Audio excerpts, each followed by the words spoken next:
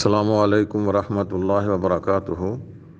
قرآن کریم نے جہاں عورتوں سے نکاح کے بارے میں وضاحت فرمائی ہے وہاں یہ بھی ہے ولا متخذات اخدان، وہ خفیہ طور پر دوستی نہ کرنے والے ہوں۔ ہمارے ہاں ہوتا یہ ہے کہ نیٹ کے ذریعے خفیہ دوستی کر لی جاتی ہے، پھر ماں باپ کی عزت کو خاک میں ملا کر ان کے پیسے ٹکے کو وہاں سے لا کر چوری چھپے وہاں سے بھاگ آتی ہیں اور اپنے آشنا کے پاس آ جاتی ہیں، جس سے وعدہ وعید ہوا ہوتا ہے کہ میں آپ کے پاس آ جاؤں گی، جب وہ کہہ دیتا ہے کہ آپ میرے پاس آ جاؤ۔ وہ جب لڑکی آ جاتی ہے ادھر تو پھر یہ بہانے بن جاتے ہیں کہ اگر لڑکی واپس جائے گی تو یہ قتل کا خطرہ ہے، اور پھر کوئی ہمارے فتوے کی چھتری لے کر وہ عدالتی نکاح کرنا چاہتے ہیں۔ تو بھائی ذرا زمینی حقائق کو دیکھ لیا کریں کہ یہ اصل معاملہ کیا ہے۔ میں اس بات کی گارنٹی دیتا ہوں کہ وہ بچی مجھے اپنے باپ کا ٹیلی فون دے، میں خود اس وقت کے باپ سے رابطہ کرتا ہوں اور پوچھتا ہوں کہ اصل حقائق کیا ہے۔ یہ توبہ کی تلقین کرنا کہ توبہ نصوح کر لے اور پھر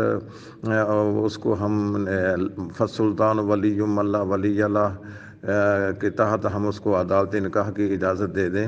یہ کم از کم ہم زمینی حقائق کو دے دیتے، وہ مجھے اپنا نمبر دے۔ اور میں یہ بھی پیشکش کرتا ہوں کہ ہمارے یہاں بچیوں کا مدرسہ ہے، اگر اسے اپنی عزت و آبرو کا کہیں خطرہ ہے تو وہ ہمارے پاس مدرسے میں آ جائے، ہم اس کے باپ سے رابطہ کرتے ہیں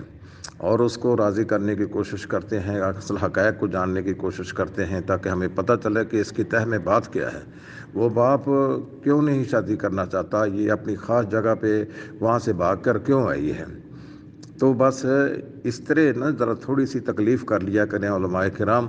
کہ ہم صرف ظاہری پہلو کو دے کر ہم فتویٰ دے دیتے ہیں، اور وہ لوگ تو پہلے ہی عدالتی نکاح کے لیے تیار ہوتے ہیں اور ان کو پتہ ہے کہ اس طرح عدالتی نکاح نہیں ہوتا ہے، اور جب ہمارے فتوے کی چھتری ان کو مل جاتی ہے تو پھر اس کو لے کر وہ عدالت میں جا کر نکاح کر لیتے ہیں۔ اب رہا باپ، رہی ماں، بہن، بھائی، عزت، خاندان، وہ جائے بھاڑ میں جدھر جاتا ہے، ہمیں اس سے کوئی سروکار نہیں ہے۔ بس اتنا سا کریں کہ اس بچی سے کہیں کہ مجھے اپنے باپ کا نمبر دے دے، اور اگر جہاں وہ رہ رہی وہ کون ہے جس کے پاس وہ رہ رہی، یہاں سے بھاگ کر آئی وہ کون ہے، اگر اس کو آشنا ہے تو ہم اسے پیشکش کرتے ہیں کہ وہ ہمارے مدرسے میں آ جائے، یہاں ہم اس کو پڑھائیں گے بھی اور اس کی عزت و آبرو کی بھی حفاظت کریں گے اور اس کے باپ سے رابطہ کریں گے، اور رابطہ کرنے کے بعد انشاءاللہ اس معاملے کو حل کریں گے۔ تو ذرا تھوڑا سا محنت کوشش کر لیا کرے، ہماری اس کوشش کو اللہ تعالیٰ کامیاب کرے۔ تو یہ جلدی سے اتنے ہی کہ وہ چونکہ اپنی خاص جگہ پہ رشتہ کرنا چاہتی ہے تو باپ وہاں راضی نہیں ہے کہ ہم باپ کو ولایت سے محروم کر دیں، توبۃ النصوح کی تلقین کریں، پھر ہم کہیں کہ اس کا اگر کوئی ولی نہیں ہے فالسلطان ولی اللہ ولی اللہ، یہ جلد بازی کی باتیں ہیں، اس طرح کام نہیں چلتے ہیں۔ مفتی جو ہوتا ہے وہ ٹھیک ہے، جس طرح کا سوال آتا ہے اس کے مطابق اس کو جواب دے دینا چاہیے، لیکن اتنا سادہ مزاج بھی مفتی کو نہیں ہونا چاہیے کہ جو انسان بھی اس کو استعمال کرنا چاہے وہ کر لے۔ یہ مفتی جو ہے وہ ٹیشو پیپر تو نہیں ہے نا جس طرح چاہے کوئی استعمال کر کے پھینک دے، ذرا زمینی حقائق کو دیکھ لیا کریں، گرد و پاس کی پس نظر رکھا کریں، حالات کس طرف جا رہے ہیں۔ یہ لوگ ہمیں استعمال کرتے ہیں، ہمارے فتوے کو استعمال کرتے ہیں، کرنا تو انہوں نے وہی جو پہلے کرنا ہی ہے۔